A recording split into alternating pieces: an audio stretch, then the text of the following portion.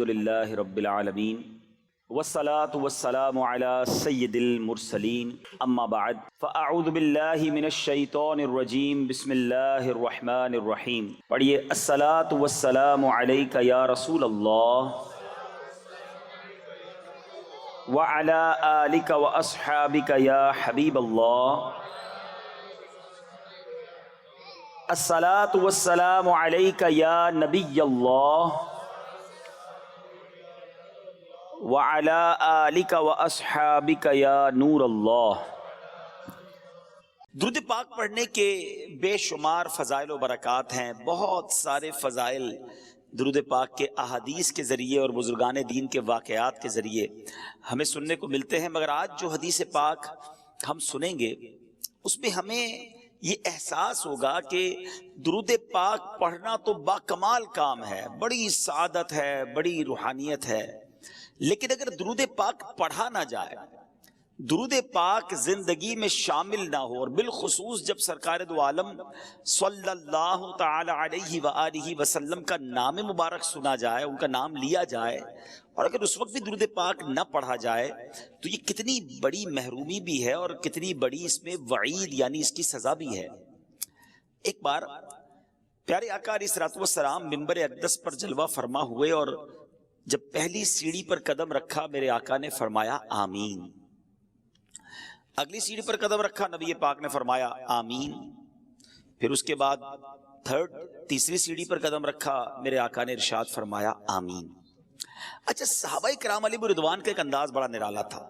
جب وہ کوئی ان یوزول چیز دیکھتے تھے نا، غیر معمولی چیز دیکھتے تو سوال کر لیا کرتے تھے، اور صحابہ کرام علیہ رضوان کے ان سوالات سے امت کا بڑا بھلا ہو گیا. ہمیں ایسی باتیں پتہ چل گئی کہ سبحان اللہ. اب جب صحابہ کرام علیہ رضوان نے دیکھا کہ نبی پاک نے ہر قدم پر آمین فرمایا تو عرض کی حضور ارشاد فرمائیے، یہ آپ نے آج منبر کی سیڑھیوں پر جو آپ قدم رکھتے چلے گئے، آپ نے آمین ارشاد فرمایا، اس کی وجہ کیا ہے، اس کا ریزن کیا ہے؟ تو نبی پاک صلی اللہ علیہ وسلم نے جو ارشاد فرمایا اس کا خلاصہ اور مضمون یہ ہے کہ میرے پاس جبریل امین حاضر ہوئے. جب میں نے پہلی سیڑھی پر قدم رکھا، جو میں نے آمین کہا، تو اس میں جبریل امین نے یہ دعا کی کہ یا اللہ عز و جل، جو رمضان کو پالے اور اپنی مغفرت نہ کروا سکے وہ ہلاک ہو جائے، اس کی ناک خاک آلود ہو جائے، گویا وہ برباد ہو جائے. آقا فرماتے میں نے جبریل امین کی اس دعا پر آمین کہی.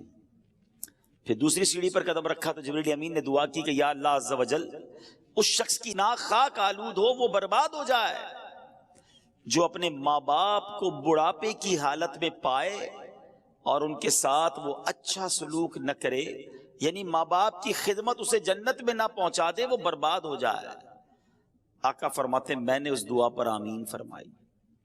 تیسری سیڑھی پر قدم رکھا، جبریل امین نے دعا کی کہ یا اللہ، وہ شخص بھی برباد ہو، اس کی ناک خاک آلود ہو کہ جس کے سامنے سرور کائنات صلی اللہ تعالی علیہ وآلہ وسلم کا ذکر کیا جائے اور وہ نبی پاک پر درود نہ پڑھے، وہ بھی برباد ہلاک ہو جائے، اس کی ناک خاک آلود ہو جائے.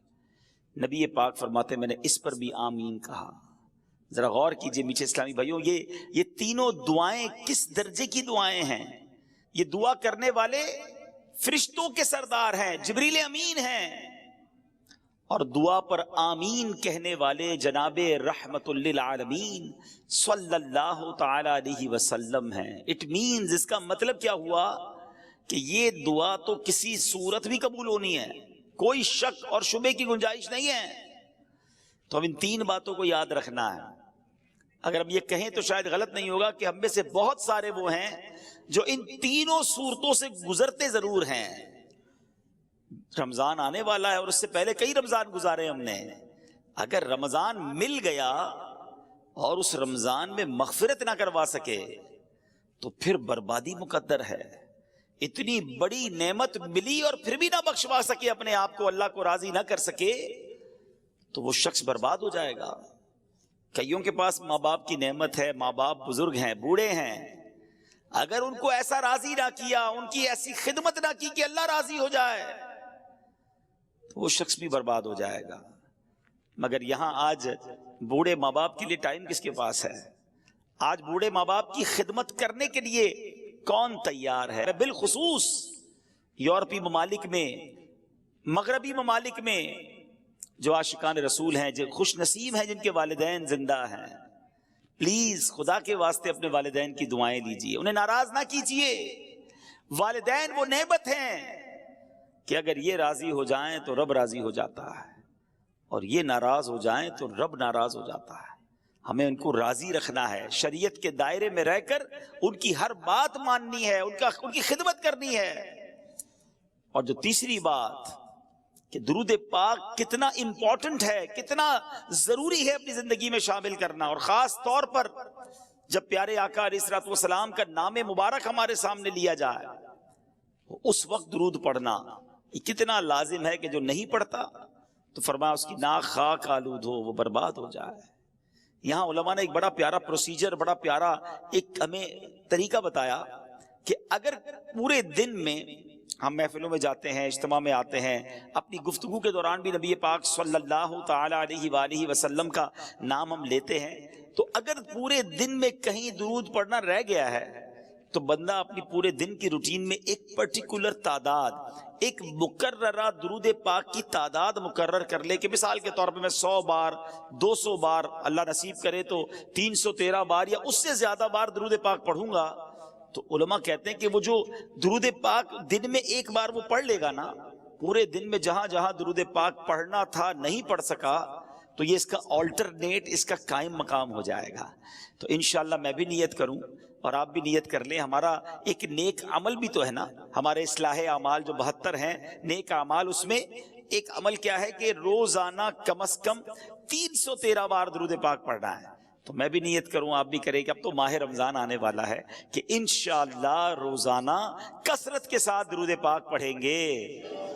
آئیے ایک بار محبت کے ساتھ بآواز بلند درود پاک پڑھ لیں۔ صلو علی الحبیب صلی اللہ تعالی علی محمد صلی اللہ علیہ وسلم۔ کعبے کے بدر الدجا تم پہ کروڑوں درود، طیبہ کے شمس الضحا تم پہ کروڑوں درود، تم سے جہاں کا نظام تم پہ کروڑوں سلام، تم پہ کروڑوں ثنا، تم پہ کروڑوں درود۔ میرے میٹھے اسلامی بھائیوں، ماہ رمضان یہ رب کا احسان ہے، یہ ایک ایسی عظیم نعمت ہے کہ جس کے بارے میں شاید بہت سارے لوگ اویئر نہیں ہیں، جانتے نہیں ہیں۔ اس کے روزے، اس کی تراویح، اس کی عبادت یہ کتنے بڑے ثواب کو لاتی ہے، کتنی بڑی برکتیں لاتی ہے۔ ایک واقعہ آپ کو سناتا ہوں۔ حضرت سفیان ثوری رحمۃ اللہ تعالی علم فقہ اور علم حدیث کے بہت بڑے امام ہیں، 99 صدی ہجری میں پیدا ہوئے، بڑے متقی، پرہیزگار، عبادت گزار اور اپنے زمانے کے امام المسلمین تھے۔ ایک مرتبہ حضرت سفیان ثوری رحمۃ اللہ تعالی کو 3 سال مکہ مکرمہ میں قیام کی سعادت نصیب ہوئی۔ فرماتے ہیں مکہ مکرمہ میں ایک شخص تھا، وہ روزانہ دوپہر کے وقت حرم شریف میں آتا، طواف کعبہ کرتا، 2 رکعت واجب الطواف ادا کرتا، پھر مجھے سلام کرتا اور اپنے گھر چلا جاتا۔ اس کا روزانہ کا یہ معمول تھا کہ وہ آتا، طواف کرتا، نفل پڑھتا، مجھے سلام کرتا، چلا جاتا۔ مجھے اس نیک بندے سے بڑی محبت ہو گئی۔ ایک بار یوں ہوا کہ وہ سخت بیمار ہو گیا۔ حضرت سفیان ثوری کہتے ہیں میں اس کی عیادت کے لیے گیا، تیمارداری کے لیے گیا، اس کی حالت نازک تھی۔ اس نے مجھے وصیت کی کہ جب میں فوت ہو جاؤں تو آپ مجھے اپنے ہاتھوں سے غسل دیجئے گا، میری نماز جنازہ ادا کیجئے گا اور مجھے تنہا مت چھوڑیے گا، ساری رات میری قبر کے پاس تشریف فرما رہیے گا اور منکر نکیر کی آمد کے وقت مجھے تلقین فرمائیے گا۔ بڑی کمال کی یہ وصیت تھی، اور چونکہ آپ کو اس شخص سے بڑا پیار ہو گیا تھا، دل میں جگہ بن گئی تھی، تو آپ نے اس کی بات جو ہے وہ ایکسپٹ کر لی کہ ٹھیک ہے میں اس وصیت پر عمل کروں گا۔ اب آئیے لگے ہاتھوں یہ بھی سن لیں کہ تلقین کیا ہوتی ہے۔ یہ کمال کا ایک طریقہ ہے اور بہت سو کو شاید نہیں پتا ہوتا، اور یہ احادیث میں یہ طریقہ ملتا ہے کہ تلقین کا معنی ہے، میننگ آف تلقین، نصیحت کرنا، سکھانا، کسی کو ٹرین کرنا، سکھانا۔ جب میت کو قبر میں اتارا جاتا ہے، مٹی ڈال دی جاتی ہے، اس وقت کوئی شخص قبر کے سرہانے کھڑے ہو کر میت اور اس کی ماں کا نام لے کر پکارتا ہے، یعنی یا فلاں بن فلانا، ٹھیک ہے نا. مثال کے طور پہ کسی کا نام اگر اختر ہے اور والدہ کا نام آمنہ ہے تو یا اختر بن آمنہ پکارے گا. مردہ اس کی آواز تو سنتا ہے مگر جواب نہیں دے گا. اس کے بعد تلقین کرنے والا دوبارہ پکارے گا یا اختر بن آمنہ، جو بھی نام ہوگا اس کا. اس بار مردہ اس کی آواز سن کر سیدھا بیٹھ جاتا ہے. تلقین کرنے والا تیسری بار یوں پکارے گا یا فلاں بن فلانا. اس بار مردہ اس شخص سے کہتا ہے مجھے تلقین کر، اللہ پاک تجھ پر رحم فرمائے. اچھا وہ تلقین کرنے والا مردے کا جواب نہیں سنتا، لیکن یہ قبر میں ہو رہا ہوتا ہے. اب تلقین کرنے والا کہتا ہے اذکر ما خرجت علیہ من الدنیا، یاد کر دنیا سے کس حال میں گیا تھا. شہادت اللہ الہ الا اللہ وان محمدا عبدہ ورسولہ، تو گواہی دیتا تھا کہ اللہ پاک کے سوا کوئی عبادت کے لائق نہیں اور محمد صلی اللہ تعالی علیہ وسلم اللہ کے بندے اور رسول ہیں. وَأَنَّكَ رَضِيتَ بِاللَّهِ رَبًّا وَبِالْإِسْلَامِ دِينًا وَبِمُحَمَّدٍ نَبِيًّا وَبِالْقُرْآنِ إِمَامًا. تو اللہ پاک کے رب ہونے پر، اسلام کے دین ہونے پر، محمد صلی اللہ تعالی علیہ وسلم کے نبی ہونے پر اور قرآن کے امام ہونے پر راضی تھا. یعنی اب قبر کے پاس کھڑے رہ کے کوئی شخص یہ کہے تو مردہ قبر میں سن رہا ہوتا ہے. اللہ اکبر. جب تلقین کرنے والا مردے کو یہ بتاتا ہے نا تو حدیث پاک میں آتا ہے منکر نکیر یعنی قبر میں سوال پوچھنے والے فرشتے ایک دوسرے کا ہاتھ پکڑ کر کہتے ہیں چلو اب ہم اس کے پاس کیا بیٹھیں، لوگ تو اس کو دلیل سکھا چکے ہیں، اس کو جواب پتا چل گئے ہیں. اللہ اکبر. مرنے والے پر یہ کام کرنا، یہ تلقین کرنا بڑا احسان ہے. اگر تھوڑا سا وقت نکال کر تلقین کرنے سے مرنے والا سوالات قبر سے بچ جاتا ہے تو تلقین کرنے میں ہرگز سستی نہیں کرنی چاہیے. یاد رہے کہ یہ تلقین جو ہے عربی زبان میں ہی ہوگی، تو یہ یاد کر لیں. اللہ کرے کہ ہمارے بچے بھی یاد کر لیں تو ہمارے انتقال ہونے کے بعد قبر میں جائیں تو کوئی سرہانے کھڑے ہو کر اگر یہ تلقین کر دیتا ہے اور مردے کا بھلا ہو جاتا ہے تو سبحان اللہ، یہ تو بہت بڑا احسان ہے اس پر. اچھا یہ یاد رہے کہ ایک تو تلقین عربی میں ہوگی اور مرنے والے کے ساتھ اس کی ماں کا نام لینا ہے. اگر والدہ کا نام نہیں پتا تو تمام انسانوں کی والدہ حضرت حوا رضی اللہ تعالی عنہا کا نام لینا ہے. اب حضرت سفیان ثوری فرماتے ہیں کہ اس نیک شخص نے مجھے جیسے وصیت کی تھی میں نے ایسے ہی کیا. اس کا انتقال ہوا، میں نے غسل دیا، میں نے نماز جنازہ ادا کی، قبر میں اتارا. اس نے وصیت کی تھی کہ اپنے ہاتھوں سے آپ نے قبر میں اتار کر رات وہیں رہنا ہے. میں قبر کے پاس بیٹھ گیا، ذکر و اذکار چلتے رہے. کہتے رات جب سب لوگ چلے گئے تو میں نے اس کو، مجھے اونگ آ گئی، نیند آ گئی. حالت نیند میں مجھے غیبی آواز آئی، کوئی کہہ رہا تھا اے سفیان اس کو تیری تلقین اور قربت کی کوئی حاجت نہیں ہے، ہم نے خود ہی سے انس دے دیا ہے، خود ہی سبحان اللہ اللہ کی طرف سے اس پر برکتیں نازل ہو گئی ہیں اور تلقین بھی کی ہے. حضرت سفیان کہتے ہیں کہ اس کو کس عمل سے یہ رتبہ ملا، اتنا بڑا مقام اسے کیسے ملا؟ تو آواز آئی رمضان المبارک اور اس کے بعد شوال المکرم کے 6 روزے رکھنے سے. حضرت سفیان ثوری فرماتے ہیں اس ایک رات میں 3 مرتبہ میں نے یہ خواب دیکھا، میں رحمت مغفرت دوزخ سے آزادی کا سائل ہوں، میں رحمت مغفرت دوزخ سے آزادی کا سائل ہوں، ماہ رمضان کے صدقے میں فرما دے کرم مولا، براعت دے عذاب قبر سے، نارے جہنم سے، ماہ شعبان کے صدقے میں کر فضل و کرم مولا. نہیں درکار وہ خوشیاں جو غفلت کا بنے سامان، عطا کر اپنی الفت اپنے پیارے کا تو غم مولا. اے میرے میٹھے اسلامی بھائیوں، آپ سب کو مبارک ہو کہ اللہ پاک کے کرم سے، اس کے فضل اور احسان سے ایک بار پھر رمضان المبارک تشریف لا رہا ہے. ابھی چند دن بعد ایک شام آئے گی جب نگاہیں آسمان کی طرف لگی ہوئی ہوں گی، چاند دیکھنے کی کوشش کی جا رہی ہوگی، ایک طرف سے آواز آئے گی دیکھو وہ رمضان کا چاند نظر آ گیا. اس کے ساتھ ہی مساجد سے یہ اعلان ہونے لگیں گے سب عاشقان رسول کو مبارک ہو، عظمتوں، رفعتوں، برکتوں، مغفرتوں والے مہینے رمضان المبارک کا چاند نظر آ گیا ہے۔ انشاءاللہ اللہ نے چاہا جلد یہ اعلان سنیں گے انشاءاللہ۔ مرحبا صد مرحبا، پھر آمد رمضان ہے، کھل اٹھے مرجھائے دل، تازہ ہوا ایمان ہے، یا خدا ہم عاصیوں پر یہ ایک بڑا احسان ہے، زندگی میں پھر عطا ہم کو کیا رمضان ہے۔ اے میرے میٹھے اور محترم اسلامی بھائیوں، رمضان کی عظمت سمجھیے، رمضان کا مقام سمجھیے، یہ مہینہ رب کریم کی بارگاہ میں کس قدر بڑا مرتبہ رکھتا ہے۔ ہمیں شاید بہت سارے ناظرین کو یہ تو پتا ہے، قرآن کی آیت بھی سنی ہوگی، شہر رمضان الذی انزل فیہ القرآن، رمضان کا مہینہ جس میں قرآن اترا۔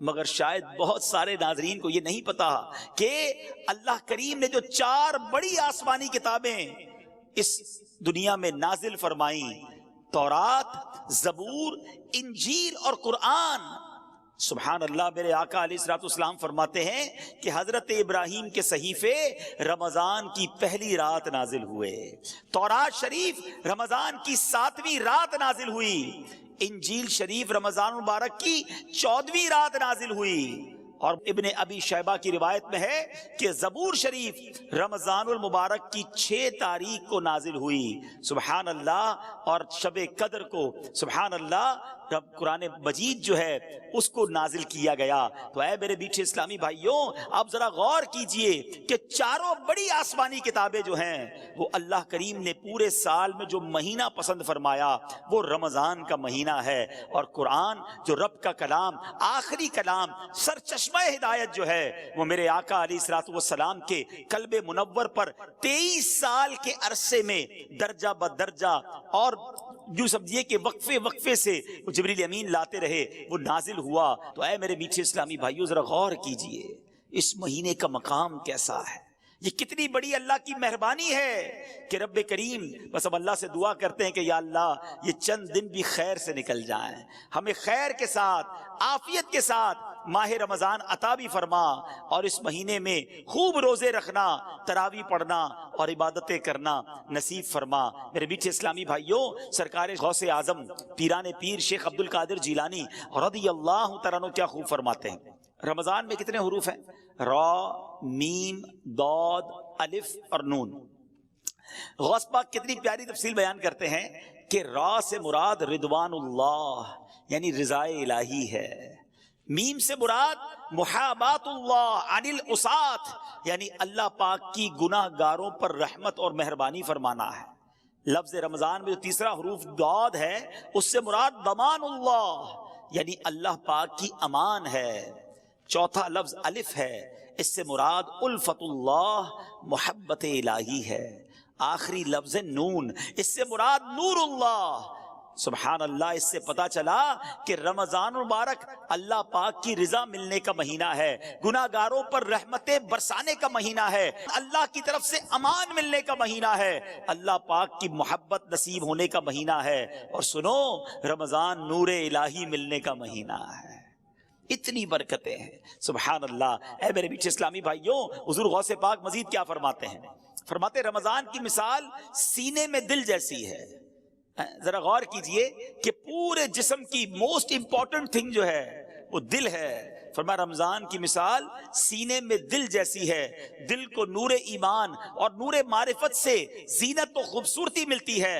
اسی طرح رمضان مبارک کو تلاوت قرآن کے نور سے آراستہ اور مزین کیا جاتا ہے۔ کیا پیاری بات فرماتے ہیں کہ رمضان کی مثال انسانوں میں انبیاء جیسی ہے، جیسے لوگوں میں نبیوں کا مرتبہ ہے نا۔ فرمایا عام مہینوں میں رمضان کی مثال جس طرح انسانوں میں انبیاء جیسی ہے۔ فرمایا کیونکہ انبیاء مجرموں کی شفاعت کرتے ہیں، رمضان بھی روزہ داروں کی شفاعت فرمائے گا۔ اچھا آگے فرماتے ہیں رمضان کی مثال شہروں میں، پوری دنیا میں کتنے شہر ہیں مگر مکہ مدینے کی بات ہی نرالی ہے نا۔ غوث پاک کہتے ہیں رمضان کی مثال شہروں میں مکہ اور مدینہ جیسی ہیں، کہ ان شہروں میں دجال داخل نہیں ہو سکے گا، اور رمضان مبارک میں سرکش شیطانوں کو زنجیریں ڈال کر قید کر دیا جاتا ہے۔ فرمایا ان تمام برکتوں اور فضیلتوں کے ہوتے ہوئے بھی جو شخص رمضان المبارک میں اپنی بخشش نہ کروا سکے تو اور کس مہینے میں بخشا جائے گا؟ پھر کون سا وقت آئے گا جب بخشش ہوگی؟ ہر مسلمان کو چاہیے اس ماہ مقدس میں خوب توبہ کرے، اس سے پہلے کہ توبہ کا دروازہ بند کر دیا جائے۔ ہر مسلمان کو چاہیے کہ اس ماہ مبارک میں کثرت کے ساتھ گریہ و زاری کرے، اس سے پہلے کہ رحمت کا وقت گزر جائے۔ بھائیوں بہنوں، گناہوں سے سبھی توبہ کرو، خلد کے در کھل گئے، داخلہ آسان ہے، آ گیا رمضان، عبادت پر کمر اب باندھ لو، فیض لے لو جلد یہ دن 30 کا مہمان ہے۔ یہ موقع آ رہا ہے، یہ وقت آ رہا ہے اللہ کو راضی کرنے کا، یہ وقت ہمیں مل رہا ہے رحمتیں لوٹنے کا۔ اے میرے میٹھے اسلامی بھائیوں، آئیے کچھ احادیث کے مطابق مزید ماہ رمضان کے فضائل سنتے ہیں۔ دیکھیں رمضان کی پہلی رات، بہت امید ہے کہ چند دنوں میں انشاءاللہ وہ پہلی رات آ جائے گی۔ وہ پہلی رات بھی بڑی اہمیت والی ہے۔ اس پہلی رات جب آتی ہے، آسمانوں کے دروازے کھول دیے جاتے ہیں اور آخری رات تک بند نہیں ہوتے۔ جو بندہ ماہ رمضان کی رات میں نماز پڑھتا ہے، اللہ عز و جل اس کے ہر سجدے کے بدلے اس کے لیے 1500 نیکیاں لکھتا ہے، اور اس کے لیے جنت میں سرخ یاقوت کا گھر بناتا ہے۔ اے تراویاں پڑھنے والوں تمہیں مبارک ہو، اے نمازیں پڑھنے والوں تمہیں مبارک ہو، اے رات میں عبادت کرنے والوں تمہیں مبارک ہو۔ ہر سجدے پر 1500 نیکیاں ہیں اور سرخ یاقوت کا گھر مل رہا ہے۔ جو ماہ رمضان کا پہلا روزہ رکھتا ہے، ابھی تو اسٹارٹ ہوتے ہی دیکھو ہیں، پہلے دن اور پہلی رات سے ہی برکتوں کا کیسا حال ہے۔ فرمایا جو پہلا روزہ رکھتا ہے اس کے پچھلے گناہ معاف کر دیے جاتے ہیں۔ صبح سے شام تک 70,000 فرشتے اس کے لیے دعائیں مغفرت کرتے رہتے ہیں۔ رات اور دن میں جو بندہ جب بھی سجدہ کرتا ہے، اس کے ہر سجدے کے بدلے اسے جنت میں ایک ایسا درخت عطا کیا جاتا ہے کہ اس کے سائے میں گھوڑ سوار جو ہے وہ 500 سال تک چلتا رہے۔ اتنا بڑا درخت جنت میں دیا جائے گا۔ ہر سجدے کے بدلے نوافل پڑھنے والے، نمازیں پڑھنے والے، اوابین پڑھنے والے، تہجد پڑھنے والے، تراویح پڑھنے والے، ان سب کو مبارک ہو۔ آئیے میٹھے اسلامی بھائیوں، میں بھی نیت کروں، آپ بھی نیت کریں کہ رمضان کے پورے روزے رکھیں گے۔ رمضان کی جتنی نمازیں انشاءاللہ پڑھیں گے، اس میں ساری سنتیں، سارے نوافل بھی پڑھیں گے، انشاءاللہ پوری تراویح پڑھیں گے، خوب تلاوت قرآن کریں گے۔ دیکھیں نا کاروباری لوگوں کا حال کیا ہوتا ہے، جو بزنس مین ہوتے ہیں، ہر بزنس کا ایک سیزن آتا ہے۔ گرمیوں میں کولر والے کہتے ہیں ہمارا سیزن آیا ہے، ایئر کنڈیشن والے کہتے ہیں ہمارا بڑا سیزن آیا ہے، پنکھے والے بڑے مصروف ہو جاتے ہیں، برف والوں کا کام چمک جاتا ہے، وہ کہتے ہیں وقت آیا ہے کمانے کا۔ سردیاں آتی ہیں تو کمبل والے، ہیٹر والے، بہت سارے ایسے کام ہیں جو سردیوں میں چلتے ہیں۔ شادیاں آتی ہیں تو شادیوں کا سیزن آتا ہے تو کپڑے والوں کا سیزن چل پڑتا ہے۔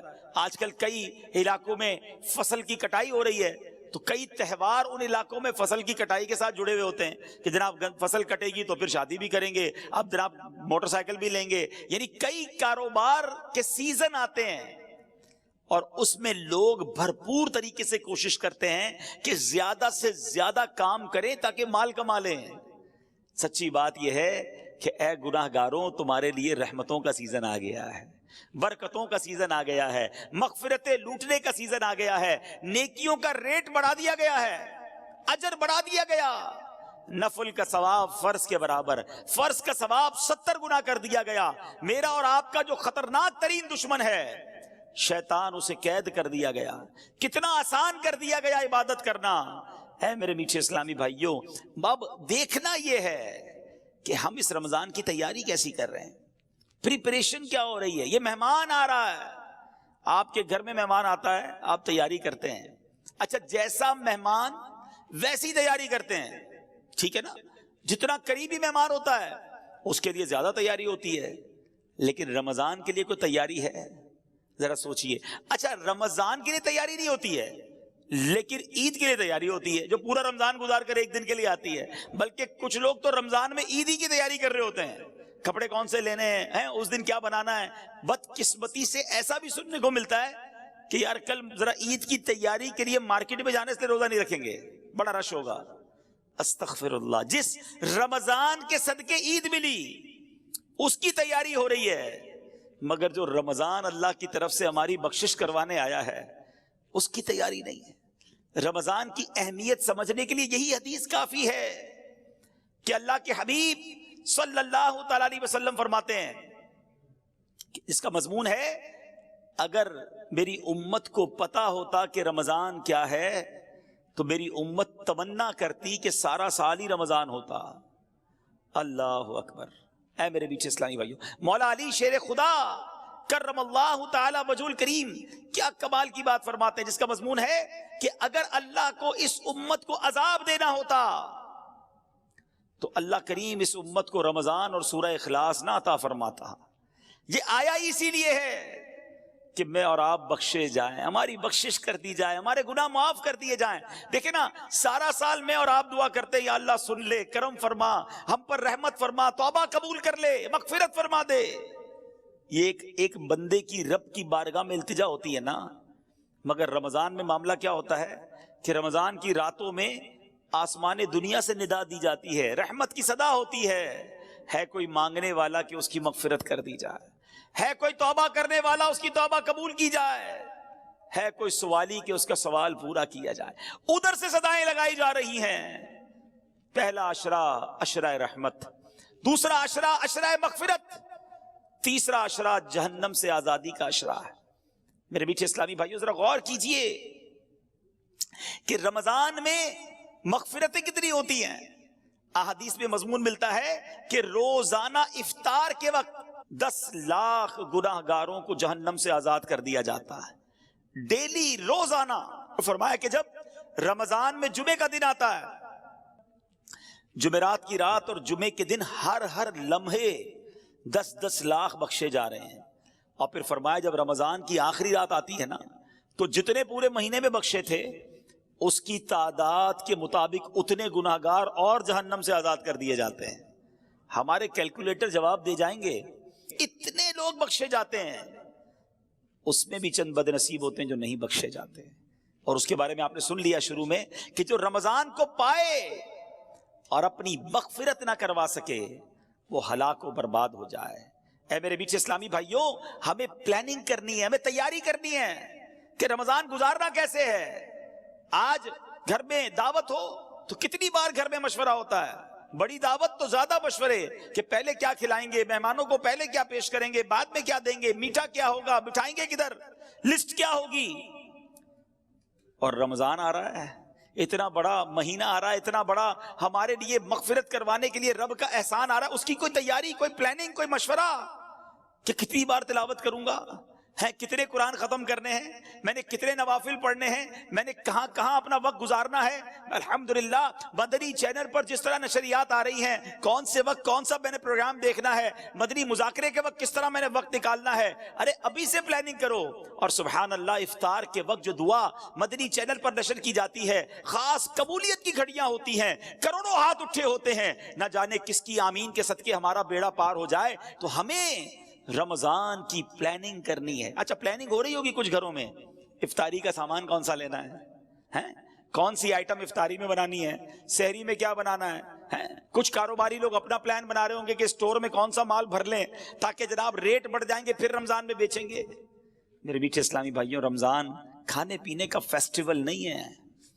بدقسمتی سے جب ہم نکلتے ہیں نا سڑکوں پر تو بورڈ لگ جاتے ہیں. 2 قسم کے بورڈ ہوتے ہیں کہ یا تو یہ آئٹم خرید لیں کھانے پینے کی جس کی یہ اسکیم ہے، یا ہوٹل والے بورڈ لگاتے ہیں کہ بھائی ہمارے پاس افطار میں یہ آئٹمز ہوں گی، سحری میں یہ ہوگا، اتنے کا پیکج ہوگا. ایسا لگتا ہے اگر کوئی عام آدمی آئے نا باہر سے، مسلمان نہ بھی ہو، اور وہ ہمارے شہر کا یا ہمارے ملک کا چکر لگائے تو شاید اس کو ایسا لگے گا کہ مسلمانوں میں کوئی کھانے پینے کا تہوار ہو رہا ہے. ایسا لگ رہا ہے کوئی مقابلہ ہو رہا ہے کہ کیا کتنا کھانا ہے اس مہینے میں. شاید وہ یہ نہیں سمجھ سکے گا کہ یہ بھوکے رہنے کا، روزہ رکھنے کا مہینہ ہے. عام آدمی کو تو شاید یہ فیل ہوگا کہ یہ کوئی کھانے پینے کا فیسٹیول ہو رہا ہے. توبہ توبہ توبہ. ہم نے رمضان کو یوں سمجھیے ایک کھانے پینے کا تہوار اور ایک عجیب سا معاملہ بنا دیا ہے. حالانکہ میرے بیچ اسلامی بھائیوں، رمضان جو ہے نا، اس کے 2 نام ہیں. آئیے میں ان دو ناموں کے بارے میں آپ کو کچھ بتاتا ہوں تاکہ احساس ہو کہ رمضان آیا کیوں ہے اور ہم نے اس کو گزارنا کیسے ہے۔ ماہ رمضان کا ایک نام ہے ماہ صبر اور دوسرا نام ہے مواسات کا مہینہ۔ اچھا، صبر کا مہینہ چلے یہ تو سمجھ آتا ہے کہ کھانے پینے اور ہر وہ چیز جس سے روزہ ٹوٹ جاتا ہے اس سے صبح سے شام تک صبر کیا جاتا ہے، اس لیے اسے ماہ صبر کہتے ہیں۔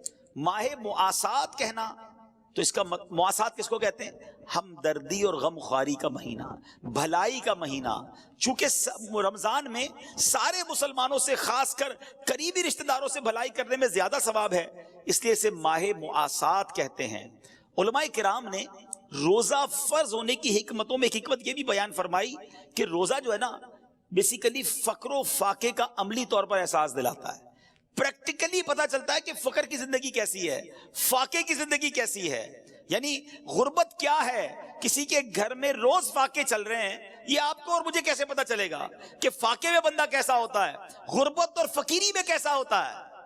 اب جب بندہ روزہ رکھتا ہے اور بھوکا ہوتا ہے، بھوک لگتی ہے، پیاس لگتی ہے اور روزانہ روزے رکھ رہا ہے، اب اسے احساس ہوتا ہے کہ میں تو کچھ افطار میں جا کے کھا لیتا ہوں مگر غریب کئی ایسے ہیں جو ساری زندگی اسی طرح گزار رہے ہیں، فقیری میں گزار رہے ہیں، فقر و فاقے میں گزار رہے ہیں۔ اللہ اکبر، جب بندہ اس طرح خود بھوک کو دیکھتا ہے تو اب بھوکوں کی مدد کرنے کا جذبہ بڑھتا ہے، غریبوں کی خیر خواہی کا جذبہ بڑھتا ہے۔ یہ بیسیکلی روزے کی ایک حکمت علماء نے بیان کی۔ اعلیٰ حضرت امام اہل سنت کے والد محترم مولانا نقی علی خان رحمۃ اللہ تعالی علیہ کیا فرماتے ہیں کہ ایک شخص تھا، اسے صدقہ خیرات کا بڑا شوق تھا، خدا میں بہت خرچ کرتا، جو پیسے ہاتھ میں آتے خرچ کر دیتا۔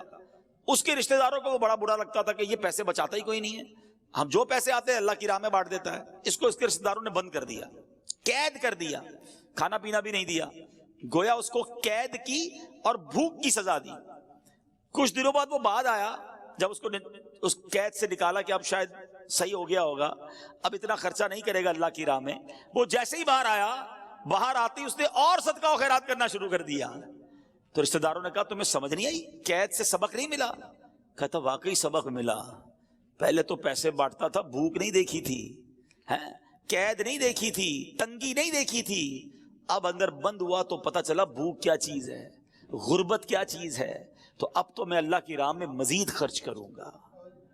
اچھا، اس سے ایک اور بات سیکھنے کو ملی کہ روزے کی حکمت یہ ہے کہ ہم بھوکے رہیں۔ اب ادھر تو حال یہ ہے کہ بندہ سحری میں اس لیے زیادہ کھاتا ہے کہ شام تک بھوکا رہنا ہے، شام کو اس لیے زیادہ کھاتا ہے کہ سارا دن بھوکا رہا تھا۔ اتنی ساری آئٹمیں کہ جو پورے سال میں نہیں کھائی تھی۔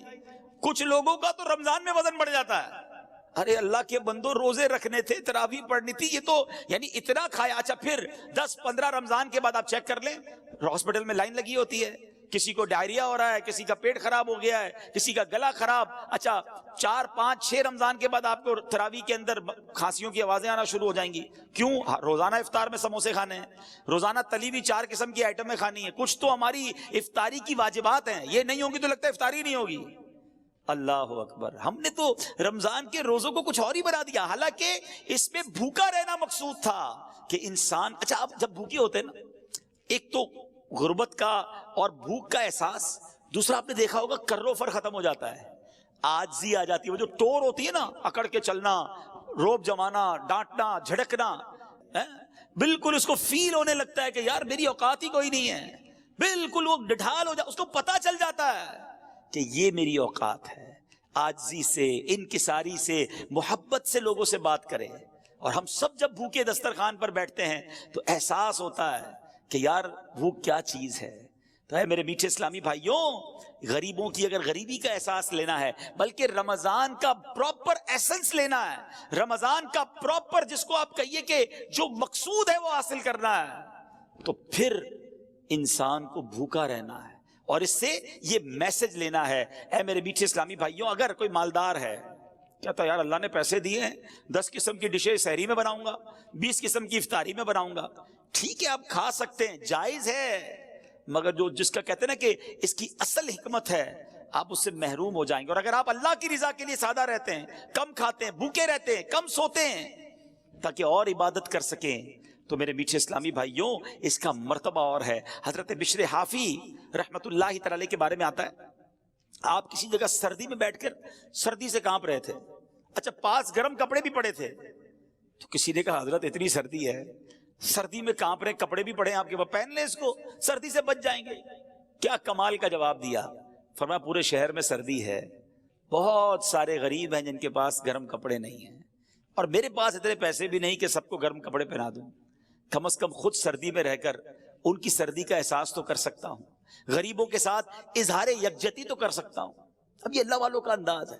مگر ادھر تو حال یہ ہے کہ غریب کی غربت کا مذاق اڑایا جاتا ہے, اس کو دکھا دکھا کے ایسے کام کیے جاتے ہیں جس سے اس کے دل پر اور افسوس طاری ہو جائے. ایک تو یہ سوشل میڈیا نے جو بیڑا غرق کیا ہے. اب تو حال یہ کہ افطار میں کیا پکا ہے, پہلے اس کی تصویر جائے گی پھر افطار ہوگا. پتا چلے آج ہمارے گھر میں کیسی افطاری بنی ہے, کون سے ہوٹل میں سحری کی ہے, کون سی جگہ پر افطاری کی ہے. دنیا بھر کو بتانا ہے تاکہ جس کے پاس پیسے نہیں ہیں وہ بھی تکلیف میں مبتلا ہو جائے. نہیں میرے میٹھے اسلامی بھائیوں, اگر اللہ نے آپ کو کوئی نعمت دی ہے تو اس کا مطلب یہ نہیں کہ لوگوں کو تکلیف دیں, لوگوں کو وہ نعمتوں کو دکھا کر ان کے دلوں میں رنج طاری کریں. یہاں تک لکھا گیا کتابوں میں کہ اپنے گھر میں اچھا کھانا بناؤ تو تھوڑا زیادہ بناؤ تاکہ پڑوسیوں کو دو, اور اگر نہیں دینا تو پھر ان کے سامنے اس کو ظاہر بھی نہ کرو. بڑے بڑے برگر, پیزا اور پتہ نہیں کیا کیا گھر پہ منگواتے ہیں, اور اس کے باکسز گھر کے باہر پڑے ہوتے ہیں. برابر والے کا بچہ غریب ہے, والد کو کہتا ہے ابو دیکھو پڑوس میں یہ آیا, ہمیں بھی یہ کھانا ہے. وہ والد کہاں سے کھلائے گا, اس کے پاس پیسے ہی نہیں ہیں. یا تو ساتھ دے غریبوں کا, اگر نہیں دے سکتے تو ان پر اور تکلیف طاری نہ کر دیں. اللہ کرے کہ یہ بات سمجھ میں آ جائے. یہ اپنی نعمتوں کا اظہار کر کے ایک بڑا نقصان پتہ ہے کیا کرتے ہیں, اس سے آپ حسد میں مبتلا, لوگ آپ سے حسد میں مبتلا ہو جاتے ہیں. نظریں لگ جاتی ہیں لوگوں کی. ہر بات اللہ نے دی ہے نا آپ کو, آپ استعمال کریں, اللہ کا شکر ادا کریں. ضروری ہے ہر نعمت لوگوں کو بتانا ہے؟ پھر کہتے پتہ نہیں کوئی عمل ہو گیا ہے, کوئی نظر لگ گئی ہے. ارے بھائی تم نے کون سی چیز جو تمہارے پاس ہے سب تم نے سوشل میڈیا پہ ڈال دی ہے. آج نیا فون خریدا ہے, آج نئی گاڑی خریدی ہے, آج میں نے یہ والی کرسی خریدی ہے, تو یہ والی گھڑی خریدی ہے. کیوں بتانا ہے سب کو؟ بھائی پتا بھی تو چلے نا کتنا پیسہ ہے. تو پھر بھگتے ہیں, پھر یہ معاملات ہوں گے. یہ روایتوں کا مضمون ہے کہ اپنی نعمتوں کا اظہار کر کے اپنے اوپر لوگوں کے حسد کروانے سے بچو. اگر اللہ نے دیا ہے یا تو سادہ رہیں یا پھر لوگوں کی مدد کریں, اور اگر نہیں کر سکتے تو یہ دکھلاوا بند کر دیں. تو بہرحال میرے میٹھے اسلامی بھائیوں, یہ کم کھانا جو ہے نا, یہ نعمت پتہ ہے کتنی بڑی ہے. سبحان اللہ, کہ گلا سوکھتا ہے نا جب پیاس سے, بھوک اور پیاس کا خوب احساس ہونا یہ روزے کے مقاصد سے ہے. تو میرے میٹھے اسلامی بھائیوں, اگر روزے کا اصل مقصد ہی فوت ہو جائے گا, ساتھ ہی کھانے سے طبیعت بدمزہ ہو جائے گی, معدہ بھی خراب ہونے کا امکان ہے. تو اگر آپ واقعی 30 کے 30 روزے رکھنا چاہتے ہیں, پورا مہینہ تراویح پڑھنا چاہتے ہیں, روز تلاوت کرنا چاہتے ہیں, درود پاک پڑھنا چاہتے ہیں, افطار کے وقت آنسو بہانا چاہتے ہیں, تاک راتوں میں ساری رات مسجد میں گزارنا چاہتے ہیں, تو اس کے لیے آپ کو کم کھانا ہوگا. اس کے لیے پلان کرنا ہوگا کہ یہ مہینہ اس لیے نہیں آیا کہ میں نے کھانے پینے اور مزے اڑانے ہیں. یہ مہینہ تو اللہ کی راہ میں خرچ کرنے کے لیے آیا ہے, یہ مہینہ تو سجدے کروانے آیا ہے, یہ مہینہ تو تلاوت کرنے کے لیے آیا ہے. تو پھر انشاءاللہ اگر آپ کی پلاننگ ہوئی تو آپ اللہ نے چاہا خوب برکتیں لوٹ سکیں گے. اب میں ایک اور بات آپ کو بتاؤں. ایک مسلمان یہ بھی تو چاہتا ہے نا کہ اس کو یہ پتا چلے کہ نبی پاک علیہ الصلوۃ والسلام رمضان کیسے گزارتے تھے, پیارے آقا کا رمضان کیسا ہوتا تھا. آؤ میں آپ کو بتاتا ہوں کہ جن کے صدقے رمضان ملا ہے, جن کے صدقے قرآن ملا ہے, بلکہ صحیح بات تو یہ ہے کہ اللہ کے نبی کے صدقے ہی ہمیں رب کا راستہ ملا ہے. انہوں نے ہی ہمیں ایمان کی دولت سے نوازا ہے. وہ کتنا پیارا نعت کا شعر ہے نا کہ تیرے صدقے میں آقا, تیرے صدقے میں آقا سارے جہان کو دین ملا. میرے آقا کے صدقے میں سارے جہان میں یہ دین پھیلا ہے. وہ آقا رمضان کیسے گزارتے تھے.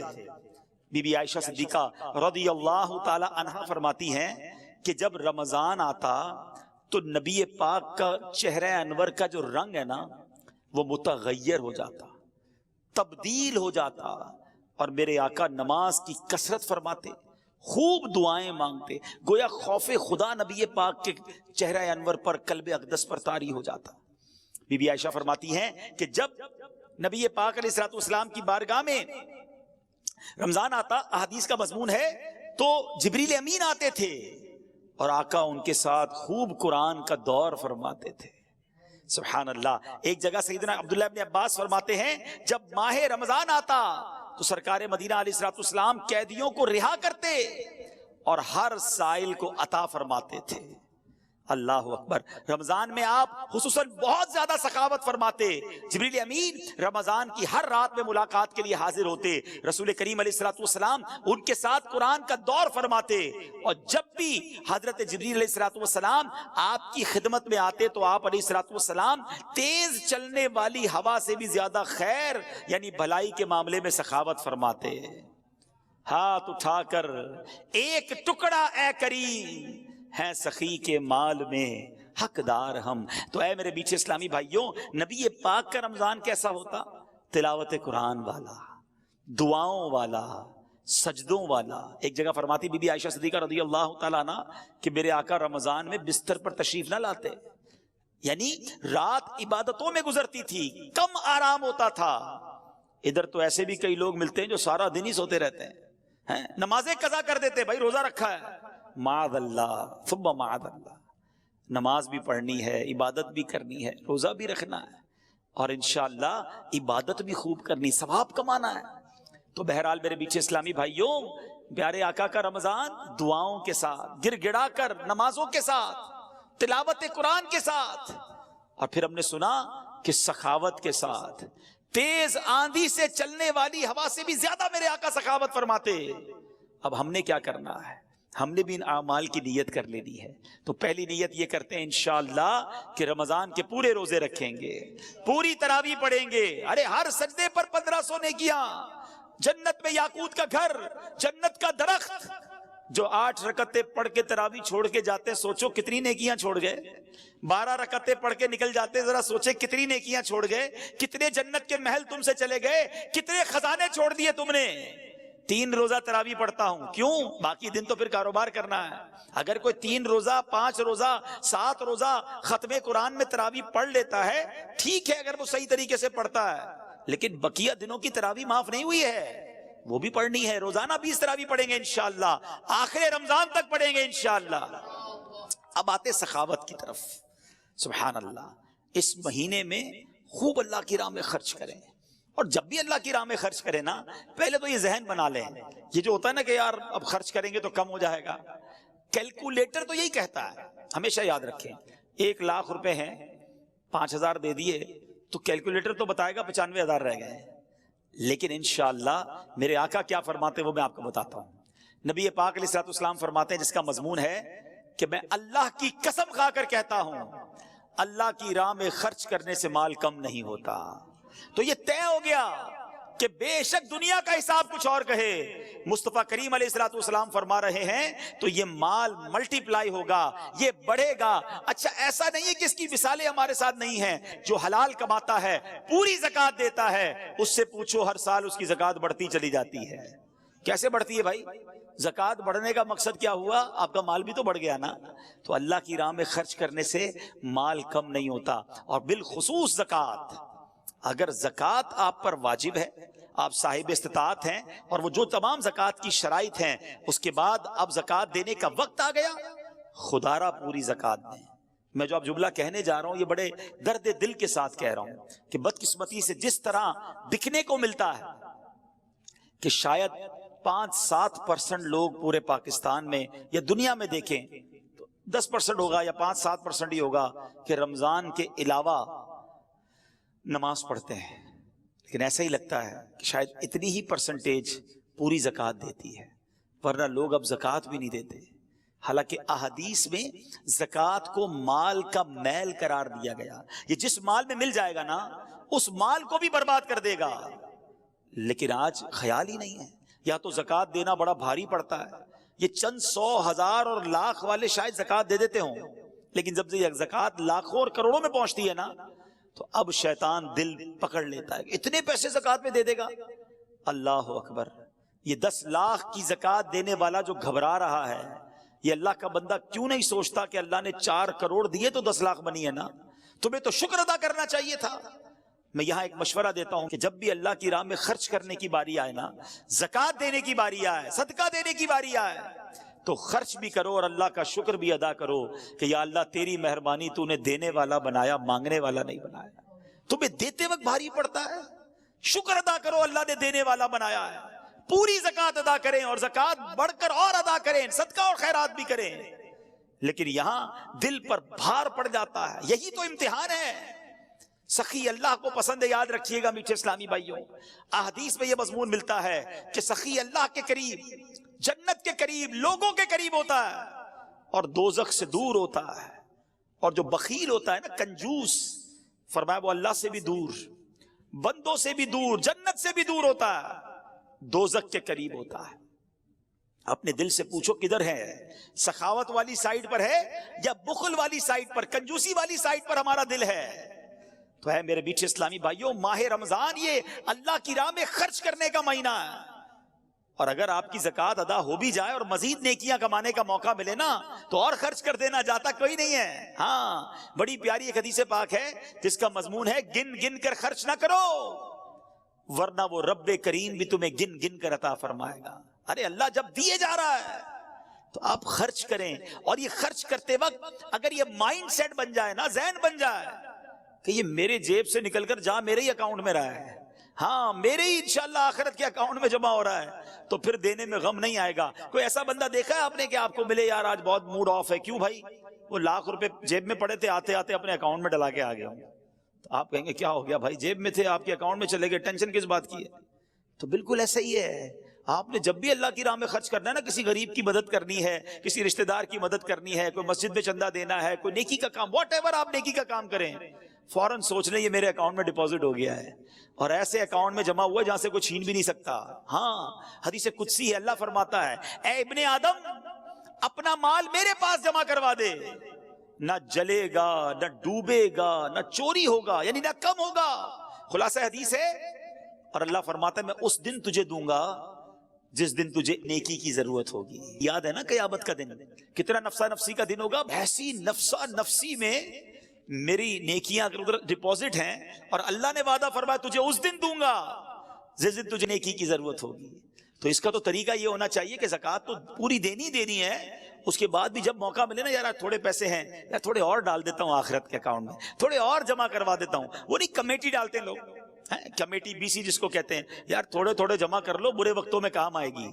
یہ شاندار کمیٹی ہے، یہ شاندار بی سی ہے۔ اللہ کی راہ میں خرچ کرتے رہا کرو، نیکی کا موقع ملے تلاش کر کے خرچ کر دیا کرو، تاکہ وہاں ملے کہ جہاں کوئی مدد کرنے والا نہیں ہوگا۔ تو ہے میرے میٹھے اسلامی بھائیوں، پلیز، بڑی دکھ کی بات ہے کہ لوگ پوری زکوٰۃ ادا نہیں کر رہے، اور واقعی ایسا لگتا ہے کہ اگر ہمارے وطن کی صرف میں بات کروں نا، دنیا کی بات نہیں کرتا، چلیں ہمارے وطن میں، کیونکہ میرا صبح و شام کاروباری لوگوں سے ملنا رہتا ہے، بزنس کمیونٹی سے ملنا رہتا ہے، اگر ہمارے وطن میں لوگ پوری زکوٰۃ دے دینا تو مجھے لگتا ہے ہمارے وطن میں ایک بھی غریب باقی نہیں بچے گا۔ اتنا اللہ پاک نے لوگوں کو نوازا ہے لیکن پوری زکوٰۃ نہیں دیتے۔ تو خدارا ایسا نہ ہو یہ مال عذاب بن جائے، یہ مال کا میل مال میں مل کر تباہی لے آئے، دنیا میں بھی تباہی ہے، آخرت میں بھی تباہی ہونی ہے۔ حدیث کا مضمون ہے کہ زکوٰۃ دے کر اپنے مال کو مضبوط قلعوں میں قید کر لو، آپ کا مال سیکیور ہو جاتا ہے اور بڑھتا بھی رہتا ہے، برکت بھی ملتی ہے۔ تو آئیے نیت کریں۔ اچھا، اسلامی بہنیں بھی مجھے سن رہی ہوں گی، سونا ہوتا ہے، زیور ہوتے ہیں، زکوٰۃ نہیں دیتی ہیں، اور پھر یہ کہتی ہیں ہم کماتی تھوڑی ہیں، یہ سونا عذاب بنا دیا جائے گا۔ روایتوں کا مضمون ہے کہ اسی سے عذاب دیا جائے گا، اس شخص کو آگ کا انگارہ بنا دیا جائے گا کہ جو سونے کی زکوٰۃ نہیں دیتا۔ تو پلیز، اگر میری بہنیں مجھے سن رہی ہیں، اسلامی بھائی سن رہے ہیں، اللہ پاک نے نوازا ہے تو اس میں کنجوسی نہ کرو، حساب کریں، پوری کیلکولیشن کریں۔ اگر آپ کو نہیں پتا تو معلومات کریں، علماء سے رابطہ کریں، آ جائیں کسی عالم دین کے پاس اور بتائیں کہ میرے پاس یہ سب کچھ ہے، اس پر کتنی زکوٰۃ ہے مجھے بتائیے، اور پوری زکوٰۃ ادا کریں۔ نیت کریں انشاءاللہ پوری زکوٰۃ ادا کریں گے۔ اب بتاتا ہوں کہاں ادا کریں، لیکن پہلے یہ پوری نیت کر لیں، ٹھیک ہے؟ پیچھے اگر زکوٰۃ ادا نہیں کی ہے اب تک، پچھلے سالوں کی نہیں کی، وہ بھی کرنی پڑے گی۔ یہ قرض ہے آپ پر، یاد رکھیے گا، یہ ادا کر دیں ورنہ اس کا جواب بند نہیں پڑے گا۔ تو بہرحال میرے میٹھے اسلامی بھائیوں، اچھا اب زکوٰۃ جس طرح ادا کرنے سے پہلے اس کی کیلکولیشن ضروری ہے کہ کتنی بنتی ہے، اس کا پورا نصاب ہے، یہ علم سیکھنا بھی ضروری ہے۔ اور اگر آپ کو نہیں معلوم تو جیسا میں نے کہا کہ ماشاءاللہ علماء کرام دعوت اسلامی میں موجود ہیں، دارالافتاء اہل سنت موجود ہے، رابطہ کر لیں، وہ گائیڈ کر دیں گے۔ جس طرح آپ نے آفس کا حساب کتاب بنانے کے لیے اکاؤنٹنٹ رکھا ہے، ٹیکس کی رپورٹ جمع کرانے کے لیے سال میں ایک ہی بار ٹیکس جمع کراتے ہیں، خود کیوں نہیں لکھ لیتے سارا؟ کیوں وکیل کے پاس جاتے؟ نہیں یار وہ ایکسپرٹ ہے، ذرا صحیح طریقے سے حساب بنائے گا۔ تو زکوٰۃ خود ہی بنا لیں گے آپ مفتی ہیں. اگر آپ کو یہ علم نہیں ہے تو معلوم کر لیں, کسی عالم دین سے مشورہ کر لیں تاکہ آپ کی زکوٰۃ پراپر ادا ہو جائے. اچھا, اب آتے ہیں کہ زکوٰۃ دینی کہاں ہے. ظاہر اس کا بھی ایک پورا پروسیجر ہے کہ جو زکوٰۃ لینے کے مستحقین ہیں اس میں پہلا حق جو ہے آپ کے اپنے غریب رشتہ داروں کا ہے. ٹھیک ہے, جو اس کی شرائط ہے زکوٰۃ کے حوالے سے, وہ شرائط اگر پوری ہوتی ہیں تو پہلا حق آپ کے اپنے غریب رشتہ داروں کا ہے, ان کو دیجیے. اور اس کے بعد میں گزارش کروں گا کہ عاشقان رسول کی مدنی تحریک دعوت اسلامی جو دین متین کا عظیم و شان کام کر رہی ہے, ایسا کام کر رہی ہے میٹھے اسلامی بھائیوں جس کی نظیر, جس کی مثال پوری دنیا میں آپ تلاش کریں آپ کو شاید نہیں ملے گی. تو وہ میرے اسلامی بھائی جو مجھے سن رہے ہیں, آپ کے پیسوں کا, آپ کے ڈونیشن کا, آپ کی زکوٰۃ کا بہترین استعمال دعوت اسلامی ہے. تو اس بار ہم نے اپنے غریب رشتہ داروں کے ساتھ ساتھ اپنی دعوت اسلامی کا بھرپور ساتھ دینا ہے جس کے اربوں روپے کے اخراجات ہیں, اور ماہ رمضان میں دل کھول کر دعوت اسلامی کو ڈونیشن دینا ہے. بلکہ ایک اور اچھی نیت کر لیتے ہیں, میں اور آپ تو جتنی ہماری حیثیت ہے اتنا ہی ڈونیشن دے سکیں گے نا, لیکن اگر ہم چاہیں تو اپنے دوست احباب کے ذریعے بہت زیادہ مدنیتیات جمع کر سکتے ہیں. تو میں بھی نیت کروں اور آپ بھی نیت کر لیں کہ انشاءاللہ اپنا ڈونیشن, اپنے مدنیتیات بھی دیں گے اور اپنے رشتہ داروں اور دوستوں سے بھی لے کر دیں گے انشاءاللہ. اللہ پاک ہم سب کو اپنی پیاری تحریک دعوت اسلامی کی خوب مدد کرنے کی توفیق عطا فرمائے اور اسے اپنی بارگاہ میں قبول بھی فرمائے. صلو علی الحبیب صلی اللہ تعالی علی محمد صلی اللہ علیہ وسلم. الحمدللہ رب العالمین والصلاة والسلام علی سید المرسلین یا ارحم الراحمین یا ارحم الراحمین یا ارحم الراحمین. یا ربنا یا ربنا یا ربنا یا ربنا یا ربنا یا اللہ یا رحمان یا رحیم یا اللہ یا رحمان یا رحیم یا اللہ یا رحمان یا رحیم. اللهم ربنا آتنا في الدنيا حسنة وفي الآخرة حسنة وقنا عذاب النار وقنا عذاب القبر وقنا عذاب الحشر وقنا حساب الميزان. اللهم أجرنا من النار, اللهم أجرنا من الشيطان, اللهم إنك عفو كريم تحب العفو فاعف عنا يا كريم فاعف عنا يا غفور. يا مقلب القلوب ثبت قلبي على دينك, يا مصرف القلوب صرف قلوبنا على طاعتك. اللهم إنا نسألك الأمن يوم الخوف, ربنا لا تؤاخذنا يوم القيامة إنك لا تخلف الميعاد إنك على كل شيء قدير. ربنا حاسبني حسابا يسيرا. اللهم بلغنا رمضان بالصحة وعافية. اے رب کریم تیرے گناہ گار سیاہ کار بندے ہاتھ اٹھائے شرمندہ شرمندہ تیرے دربار میں حاضر ہیں. اے رب کریم ہمارے گناہ بہت زیادہ ہیں, ہم مانتے ہیں, مگر مالک تیری رحمت کا کوئی کنارہ نہیں ہے, تیری رحمت کے آگے ہمارے گناہ کچھ بھی نہیں ہیں. اے رب کریم ہم سب کی مغفرت فرما دے, ہمارے صغیرہ گناہ بھی معاف کر دے, ہمارے کبیرہ گناہ بھی معاف کر دے, ہمارے چھپ کر کیے ہوئے گناہ بھی معاف فرما, ہمارے اعلانیہ گناہوں کو معاف فرما. اے کریم اے کریم کچھ ہی لمحوں میں کچھ ہی دنوں میں رحمتوں والا مہینہ آنے والا ہے. اے اللہ ہمیں صحت کے ساتھ عافیت کے ساتھ ماہ رمضان سے ملا دے, پورے روزے رکھنے والا بنا دے, پوری تراویح پڑھنے والا بنا دے, خوب تلاوت کرنے کا ذوق عطا فرما. تیری طاقت, تیری طرف سے اگر طاقت ملی تو یہ ہوگا مولا, ورنہ ہم تو سست ہیں, ہم کاہل ہیں. اے اللہ ایسی توفیق دے دے کہ تیرے پسندیدہ بندوں جیسا رمضان ہم بھی بھی گزارنے میں کامیاب ہو جائیں۔ ایک رمضان تو مولا زندگی میں ایسا گزاریں جس پہ مالک تیری بارگاہ میں خوب جی بھر کر عبادت کریں۔ اب تک کئی رمضان گزارے ہیں، ہمیں معلوم ہے غفلت میں گزارے ہیں، بلکہ ساری زندگی ہی ایسی گزار دی کہ ایک سجدہ یاد نہیں جو تیرے دربار کے شایان شان ہو، ایک نیکی ایسی معلوم نہیں جو تیرے دربار میں قبول ہوئی کہ نہیں۔ میرے مولا ہماری غفلتیں معاف کر دے، ہماری سستیاں معاف کر دے، اور اب اپنے پسندیدہ بندوں میں ہمیں شامل فرما لے۔ اے رب کریم، اے رب کریم، نہ جانے کہاں کہاں تیرے بندے اور تیری بندیاں ہاتھ اٹھائے اس دعا میں شامل ہوں گے۔ اے اللہ بیماروں کو شفا دے دے، قرض داروں کے قرضے اتر جائیں، بے اولادوں کو نیک اور صالح اولاد دے دے، جن کو اولاد دی ہے ان والدین کو اولاد کا سکھ نصیب فرما، اولاد ماں باپ کی فرما بردار بنا دے۔ اے رب کریم قرض داروں کے قرضے اتر جائیں، ہم سب کے رزق حلال میں برکت ڈال دے، رزق حرام سے ہم سب کو محفوظ فرما۔ اے اللہ کرم کر، بڑے دن ہو گئے مدینہ دیکھے مولا، اے اللہ اے رب کریم جلدی جلدی مدینہ دکھا دے، ہمیں بھی کعبہ دکھا دے، رمضان مکہ مدینہ دکھا، اسی سال حج کی سعادت بھی عطا فرما۔ اے اللہ ہم سب کی جان، مال، عزت، آبرو، آل اور اولاد، دین اور ایمان کی حفاظت فرما۔ ہمیں حاسدوں کے حسد سے بچا لے، بد نظروں کی بد نظری سے بچا، شیطان کے شر سے بچا، جادو ٹونے آسیب سے بچا، زمینی اور آسمانی بلاؤں، زلزلوں، طوفانوں اور وائرسوں سے محفوظ فرما۔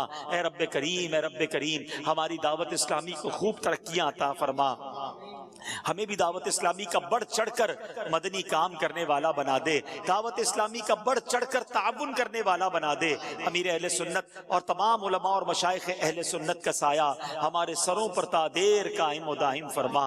اے رب کریم جو ہمارے حق میں بہتر ہے ہمیں عطا فرما دے، جو حق میں بہتر نہیں اس کا خیال بھی ہمارے دل سے نکال دے۔